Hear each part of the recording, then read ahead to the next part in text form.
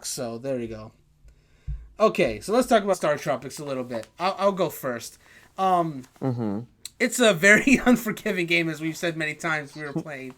Um, Yeah. including that spring of poison that just punishes you for wanting just a bit more. And we never did find out what those potions actually did. They didn't seem to heal. We never really figured out if No. they could. If No. they Don't. could. So that's a mystery that I guess is going to have to just remain. But Mhm. Mhm. excluding the high difficulty for sure. It is high difficulty, but it also excluding that spring, that poison spring, it's a mostly fair game. Only because you have 3 lives and those challenges are tough, but the game saves often. So as long as you're coming back to it, continuing from that point. It's more forgiving, I would say, than original Legend of Zelda, which that's a good segue to the fact that this game borrows so much from the Legend of Zelda. The file select screen is identical to Zelda 1. You can name your Mhm. character even though they do technically have the canon name of Mike Jones. Um, you have villagers. It borrows a little bit from Zelda 2 in that respect because you have like a little overworld before you go into the proper adventure map where you're fighting the enemies and solving puzzles and Mhm. whatnot. So it's interesting. It's fascinating to me that this game never really caught on. Like this is very much a classic, seeing how much it borrows from Zelda in kind of like a modern setting here. And yeah, it's tough. It's tough, but it is fun. What do you think about it though? Yeah, I definitely agree. Although weirdly, actually, I don't remember it being that difficult when I first played through it, When was the and last time you played it? I'm yeah, it's curious. strange now. It's like yeah, it's like when we were playing just then. It felt a lot more difficult. But yeah, it's definitely like you could play that. I could definitely play that till the end. I don't even know why I stopped. To be fair, I think something else just distracted me. I played Maybe it for. so. I think it was just after this dungeon actually that I got to. So Mm. um, yeah, I might even go. I might have to even go back and delve in again now because I've had the taste. And now you just want Apart to from see it through. those awful yeah little the some of the enemies there are definitely just like made to infuriate the way they move. But Yeah, yeah, there's you can tell it. there's certainly a lot of trial and error for sure. Like Yeah. you won't know how to defeat most of the enemies or solve most of the puzzles on your first try, but you get a little bit further each time. We were doing like gradual improvement with each step that we were Yeah, underwent. definitely. It is only annoying when you've got like these old games and you don't. I don't know if they do they come with manuals. I can't remember if there's a digital manual, but they seem to not tell Mm. you anything. Well, Like even when you first played them back in the 90s and the 80s, it's like, excuse me, did this? Like, I know we laugh because a lot of games are now way too handholdy and tell you how to sure, walk, but sure. like this literally did not tell you anything, and you have all these little icons at the bottom, and you're Hmm. catching potions that you don't know how to use. Yeah, well, That's the only downside. it's funny that you mentioned that, Toby, because yes. Today, modern games are a bit more handholdy, and Mm. you now have access to the internet. You can hit up your Game Spot or IGN to get your latest guide for any game that you're going through. You have any trouble with. It's funny too because recently I watched on Netflix High Score. It's a 6-part documentary series. Yes, I watch that as well. Yeah. Oh yes. So you're familiar with it. So perfect. So in one episode that was specifically talking about Nintendo, they did mention that in the late '80s to early '90s, they did have like a Nintendo hotline where if you were having trouble with like a specific game, you could like call it up. Yeah. I don't know how many I remember calling that hotline. I called you it for did. Zelda Links. I did, yeah, Link's Awakening. It would have been obviously the UK one, but I Uh huh. definitely called the Nintendo hotline. But it's Oh so weird to wow. think about now because I remember you literally just speak to a guy on the phone and you tell them where they're stuck and they just tell you where to go. But it used to be It's in like I remember the number was in the back of the manuals right. because yeah, I Yes. Oh, that I specifically remember remember. That using I it for remember. Link's Yes. Awakening. Oh yes. And then Yes. yeah, it's a strange old concept, definitely. It's crazy to think about that now because again, um, guides are written every day for like almost every game out there. For most games, Mm. I'd say 90% of games that release today have guides for them that you could look up if you're stuck on anything. Yeah, You're only yeah. really missing like the most obscure games that don't get guides.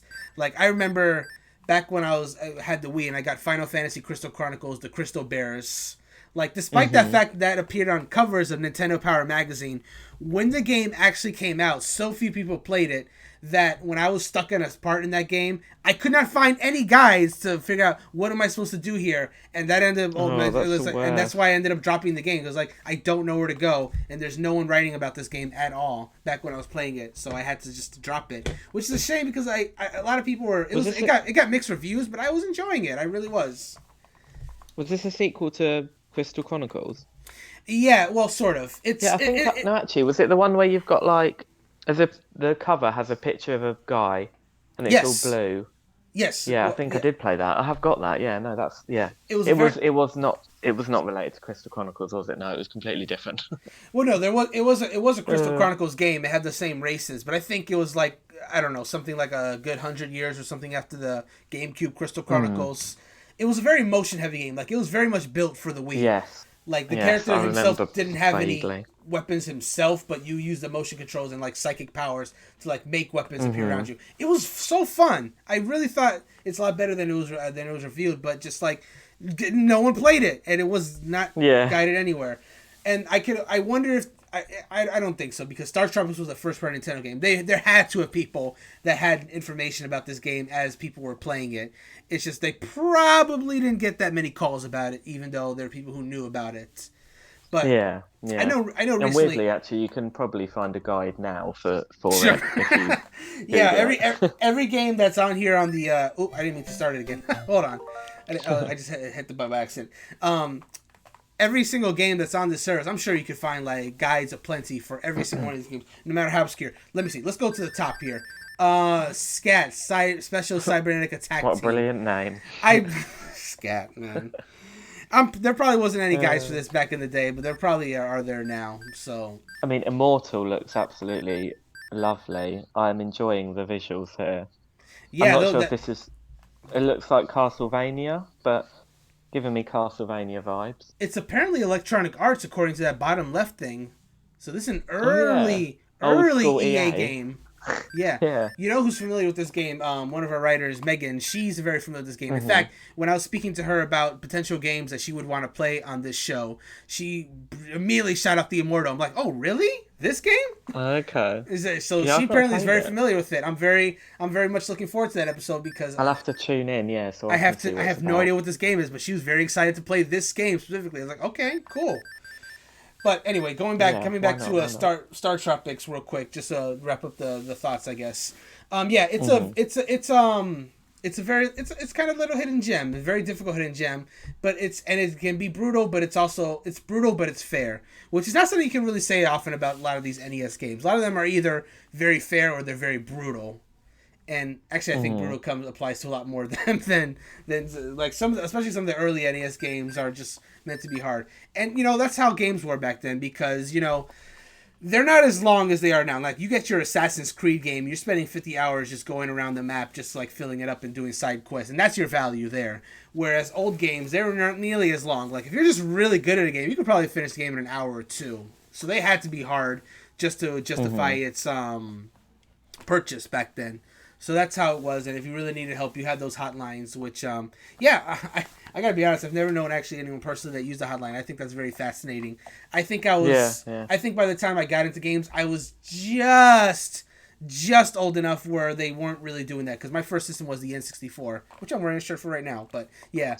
So I don't think they were really doing it back then. So my thing was, like, whenever I had trouble with an N64 game, I bought, like, those strategy guides that they would buy, and I was also fortunate enough to have a really good friend back in New York that knew a lot about these games. Like, thanks to him, I was able to beat a lot of N64 games that I was clueless on. Like, he's the reason I was able to beat Majora's Mask, or was able to unlock Ness in Super Smash Bros. For N64, stuff like that. So I have the kids these days, they don't know how easy they've got it with all these guides. They really don't. If you when we were playing it, you just couldn't fight. If you were stuck, basically. You had to figure yourself, or just be lucky enough to have a good friend. It was a lot more harder to get through to finding out what to do. Not as accessible. So in a weird way, saying all that, it almost makes me look at this game with like rose-colored glasses, because this seems almost like the epitome of a game that just like.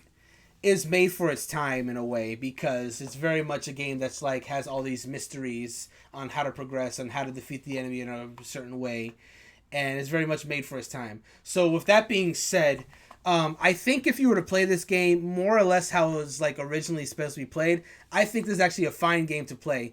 I almost feel like you shouldn't look up guides for this game unless you're just really stuck. You just really cannot progress. I feel like the magic of this kind of game in particular is just going through it and just like learning the enemy patterns, the puzzles yourself, and whatever. And only really if you're stuck, like just how it was meant to be played. I feel like if you don't play it that way, this game is probably just a chore. But if you play it the way it was meant to be played, I think you could actually find a lot of value in this game. It's made for the environments didn't seem hugely large either, so it wasn't like too obscure of what to do. Sure, exactly. So it wouldn't seem too bad. I hear though that this game does get a little confused later because Nintendo Power podcast on Nintendo's YouTube channel, they do like monthly podcasts, and they have a kind of like a games club that they do like every month where they'll talk about some game. It's usually situational, but sometimes they'll do obscure games. They did an episode on StarTropics. I was listening to part of it. Partially because like when I got time I wasn't familiar with it, but I did know I was going to be playing it, so I didn't want to hear too much about it because I wanted to kind of form my own opinions for this episode. But one thing I did catch wind of as I was listening to it was that this game does get confusing near the end, like with its puzzles, and that's more or less what I'm talking about. We didn't get that far. Everything was pretty cut and dry, but apparently it does the puzzles do get kind of obscure. So yeah, all that to say, I think this game, despite it being made for its time, very much so. I think someone could play this game today and have a lot of fun with it if you just like pretty much play with it as it was made to be played. And the beauty of this game as well, being on the NES Classic service that's on Switch, is that you could have the same experience with this game that you had like when I played back when I mentioned a second ago that I had a friend from New York that helped me get through Majora's Mask. So we would swap off so he could like if I had a trouble with something, he would do like a side quest or something, tell me what was there and whatnot. And the good thing is you can do that today with this because it is a natively one-player game. But like every other game that's on the Switch online service, you can swap out like me and Toby were doing and take turns. If you're having trouble with like a really difficult part, you can have a friend do it. Or if you're just want to solve a specific puzzle, maybe someone can go for insight on that. And if you're playing together, it's just that much more fun. Like, yeah, it's a one-player game, and you could definitely play it that way and have fun with it. But I almost feel like that even that despite it being made as a one-player game, it's probably best with another person just because of the nature of the game. And just laughing at the dialogue. The dialogue in this game was funny. It was good dialogue. The no punctuation made it that they would just talk. And it's like, you got to go to the cave and then go this, not Mike! And then suddenly just like, Mike! So this game has a lot of charm to it. Yeah, I think despite it being made for the time it was made for, I think it still holds up today. That's my thoughts. Any other closing thoughts? No, sorry, excuse me. Yeah, no. But yeah, you pretty summed it up pretty well. I feel the same. It held up nicely for me. I could definitely carry on playing it, and now that you've told me it gets confusing towards the end, it's kind of made me want to just keep going and see what is at the end. Yeah. But yeah, I think it's a really good example of an old school game done well, and it does definitely hold up for today's. Well, just if you want a little puzzle, and it is definitely good to play. Well, actually, previously I'd played it on my own, but now having played it tonight as a like duo, it was quite. I'd say it's definitely more fun as like with company. I agree. I 100% agree. Yeah, nice little obscure little title that I think could have if it probably just got a better audience. Like I could easily have a vision of future where StarTropics was played by more people and it become like a storied franchise. I think if more people just like took a look at it, there could be some fun, like maybe like a cute little cell shaded like new version of it in modern. Yeah, they could. Nintendo do that all the time with such random things. I can imagine definitely. Yes, I agree. Yeah, and also just to go back to your previous inkling, there is a sequel. There is. Revenge. Yes. Okay. Yeah. Zoda's Revenge. Yes. Okay. I thought so. It was only released in North America though, so I would never have seen that. That's interesting. Now, well, then in that case, if it only came out in North America, I would love if that came onto the Switch service or everywhere. So like those not. That would be cool. So it never came out in Japan even.